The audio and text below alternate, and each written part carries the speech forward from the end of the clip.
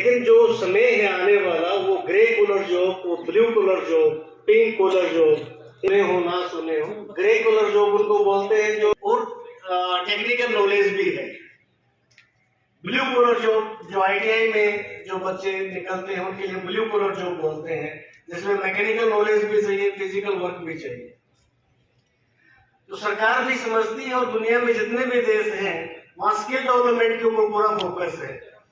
Singapore, Sweden, Switzerland, Denmark, ये देश इतनी प्रोग्रेस क्यों कर पाए कि उस चीज को बहुत पहले पहचान पाए कि जो फ्यूचर है, क्योंकि व्हाइट कलर जॉब तो 3 से 5% होती है सारी, तो सबको तो व्हाइट कलर जॉब नहीं मिलेगी और उसके अपने ड्रॉबैक भी हैं।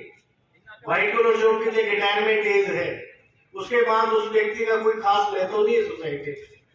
लेकिन जो ब्लू कलर जॉब करेगा या जो ग्रे कलर जॉब करेगा, पिंक कलर जॉब करेगा, वो ताउम्र स्किलफुल रहते हैं, उनकी स्किल्स कभी खत्म नहीं होती। अब जो लोग शहरों में रहते हैं उनको पता है कि प्लम्बर ढूंढना, इलेक्ट्रिशियन ढूंढना कितना मुश्किल काम है। सुबह फोन करेंगे, शाम तक वो बता बड़ी मुश्किल से आता है और कम से कम 400 से 500 रुपए वो विजिटिंग फीस लेता है। अब तक का प्रशासन के साथ हमारे साथ सहयोग करे, ये बिल्कुल मैं गारंटी देता हूँ कि किसी बच्चे को, मतलब सरकारी की तो देखो हमारी क्षमता नहीं है, लेकिन प्राइवेट में किसी बच्चे को ये नहीं कहने देंगे हमारे को रोजगार नहीं मिला। हमारे पास बहुत कंपनियां हैं, आज भी 2700 के करीब हमारे पास कोर्स है। कुछ कंपनियां तो ऐसी हैं जो 16,000 रुपये, 18,000, 19,000 रुपये ऑफर कर रही है। इनमें आपके पास ही है ये जो है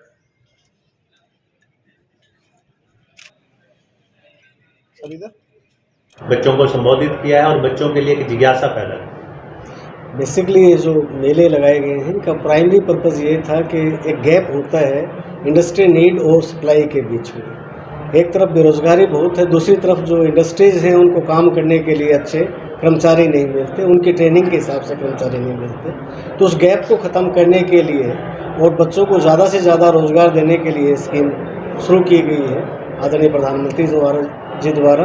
स्किल इंडिया प्रोग्राम है, उसी का एक कंपोनेंट है ये। तो इसमें हम ITIs में आकर के इंडस्ट्रीज़ को इनवाइट करते हैं कि वो अपनी नीड के हिसाब से बच्चों को सिलेक्ट करें।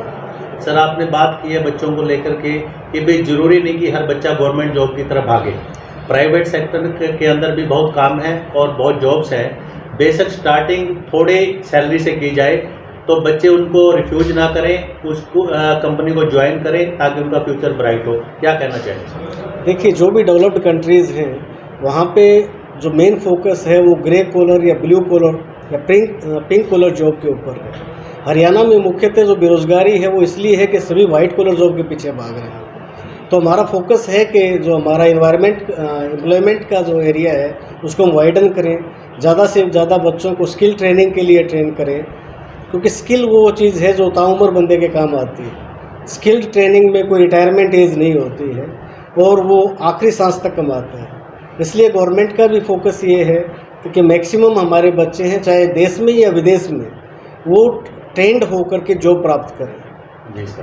पहले जो हम ब्रेन ड्रेन की बात करते थे, वो हाईली स्किल्ड जो प्रोफेशनल लोग जब विदेश में जाते हैं तो देश को नुकसान होता है, लेकिन अगर सेमी स्किल्ड या स्किल्ड जो बच्चे अगर विदेश में जाते हैं तो देश को भी कोई नुकसान नहीं है, क्योंकि हमारा इनपुट बहुत ज़्यादा कंट्री का उसके ऊपर नहीं होता है।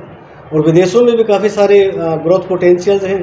हमारे जो गवर्नमेंट है उसके ऊपर भी काम कर रही है, उसको भी टारगेट कर रही है कि हमारे बच्चे यहाँ से ट्रेन होकर के विदेशों में भी जॉब प्राप्त करें, खासतौर पे सेमी स्किल्ड और स्किल्ड जॉब की मैं बात कर रहा हूँ। सर, आज की अगर मानसिकता की बात करें, युवा से लेके माता पिता तक जो बुजुर्ग है उनकी एक मानसिकता है कि बेटा जॉब पे होगा, गवर्नमेंट जॉब पे होगा, या फिर अपनी बेटी के लिए रिश्ता देखते हैं तो गवर्नमेंट एम्प्लॉय ही देखते हैं। तो ये मानसिकता सर, ये मानसिकता बदलनी पड़ेगी, क्योंकि 3 से 5% से ज़्यादा गवर्नमेंट जॉब कभी नहीं मिलेगी।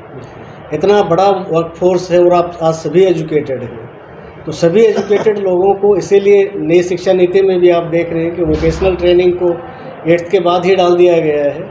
और विदेशों में भी आप देखोगे वहाँ पे जितने भी जो मॉडर्न कंट्रीज़ हैं, स्वीडन, स्विट्ज़रलैंड, डेनमार्क, सिंगापुर, इन सब देशों में स्किल ट्रेनिंग पे फोकस रहा, इसलिए वो देश आगे बढ़ पाए। हमारे यहाँ स्किल ट्रेनिंग पे अभी स्किल इंडिया के बाद ही आप देखिए, जो लोग शहर में रहते हैं उनको दे हार्डली गेट एन इलेक्ट्रीशियन और प्लम्बर, राइट। लेकिन गांव में बेरोजगार नौजवान बेरोज़गार बैठे हैं।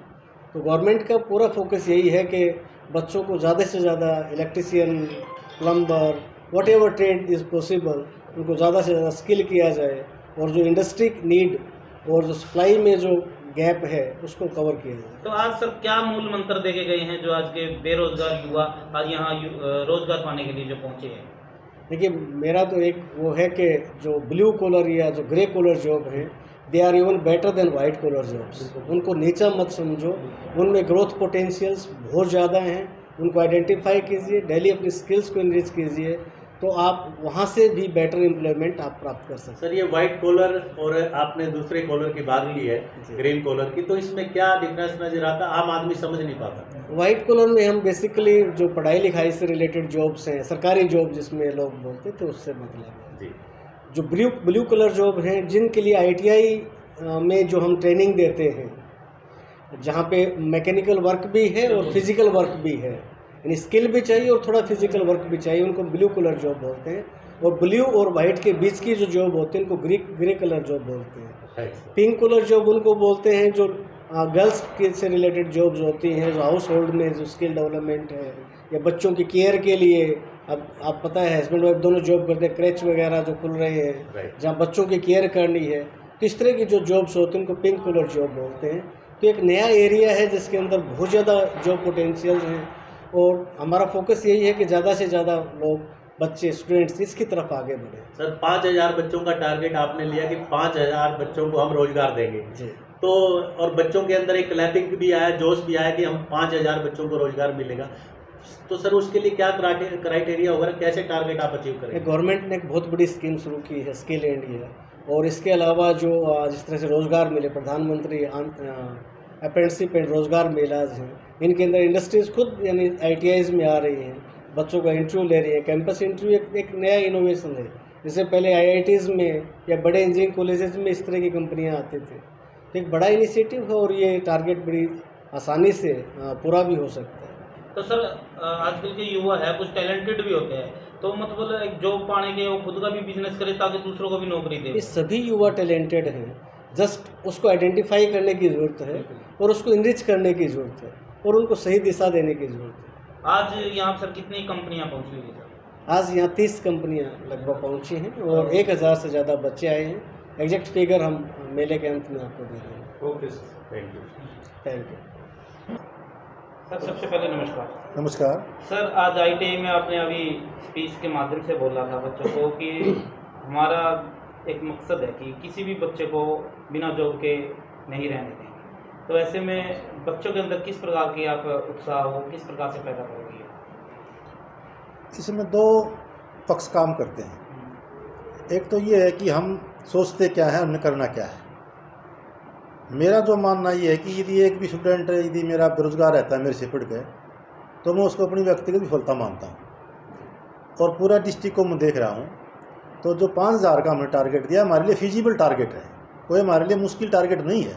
हम आगे भी बढ़ सकते हैं, क्योंकि आज ही मेरे पास 2700 वैकेंसीज़ हैं। बच्चे अब तक जो मेरे पास मतलब जो सूचना है 1000 करीब बच्चों ने इसमें जो है ना पार्टिसिपेट कर रहे हैं। तो सर, ये मेनली ITI जो डिप्लोमा वाले बच्चे हैं यही इसमें अपने जॉब के लिए उसमें एलिजिबल होंगे, या जो एक +2 लेवल पे कोई बिल्कुल वो भी का इसमें आ सकते हैं? कोई भी इसमें हमने नोटिस में भी जारी किया था, प्रेस के माध्यम से बताया था जी। मैट्रिक पास, +2 पास, ITI पास कोई बच्चा हो, हम सबको रोज़गार उपलब्ध कराएंगे। और बिल्कुल 5000 का टारगेट हमारे लिए जी टारगेट है। यदि बच्चे कंपनी में जाएंगे तो अचीव हो जाएगा। तो सर, एक बड़ी समस्या तब आती है, जैसे आज यहाँ सिलेक्शन तो हो गया, तो बच्चे जैसे दूर जाते हैं, तो वो कई बार दूर के कारण वो छोड़ भी देते हैं, तो ऐसे उनके अंदर मोटिवेट उनको कैसे कर रहे हैं? यही हमारे लिए सबसे बड़ा चैलेंज है। सोसाइटी का जो सोच है इस बारे में, उसको बदलना बड़ा चैलेंज है हमारे लिए, क्योंकि बच्चे विदेश की तरफ एक नई समस्या हो गई है कि सब बच्चे विदेश की तरफ अट्रैक्ट हो गए हैं। लेकिन हम अपनी मेहनत के ऊपर भरोसा करेंगे और इस टारगेट को अचीव करने का पूरा प्रयास करेंगे। सर ने मुझे कहा है कि मैं जी मोटिवेशनल स्पीकर आपके बीच जब चाहोगे जो उपलब्ध हो जाऊँगा।